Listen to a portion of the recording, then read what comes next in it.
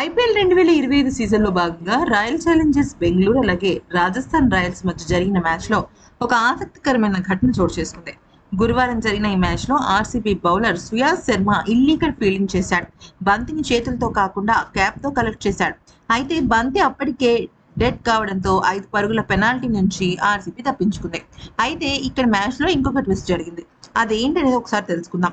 యశ్ దయాల్ వేసిన 9వ ఓవర్ ఆఖరి బంతికి నితీష్ రాణా కవర్స్ వైపు ఆడాడు. బంతిని ఫీల్డర్ అందుకోవడం సింగిల్ రాలేదు. అయితే ఫీల్డర్ విసిరేసిన బంతి స్టంప్స్ ను తాకి థర్డ్ ఫీల్డర్ వైపు దూసుకువెళ్ళింది. అక్కడే ఉన్న సుయాజ్ శర్మ బంతిని తన క్యాప్తో తీసుకున్నాడు. 10వ ఓవర్ వేసేందుకు కృణాల్ పాండ్యా రాగా బంతిని ఇచ్చేందుకు ఎంపైర్లు నిరాకరించారు. సుయాజ్ శర్మ మిస్ ఫీల్డ్ గురించి థర్డ్ ఎంపైర్ దృష్టికి తీసుకెళ్లారు. రీప్లేలో పరిశీలించిన థర్డ్ ఎంపైర్ బంతి డెడ్ అయిందని ప్రకటించాడు. దాంతో ఊపిరి పీల్చుకుంది.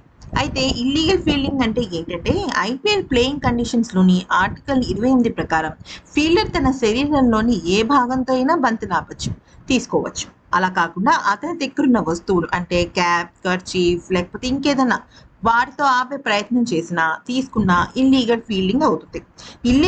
ఇల్లీగల్ ఫీల్డింగ్ కు పెనాల్టీ, బ్యాటింగ్ జట్టుకు 5 పరుగులు పెనాల్టీ విధిస్తారు. అయితే బంతి డెడ్ అయిన తర్వాత సుయాజ్ శర్మ బంతిని క్యాప్ తో తీసుకోవడంతో బచాయించిపోయాడు.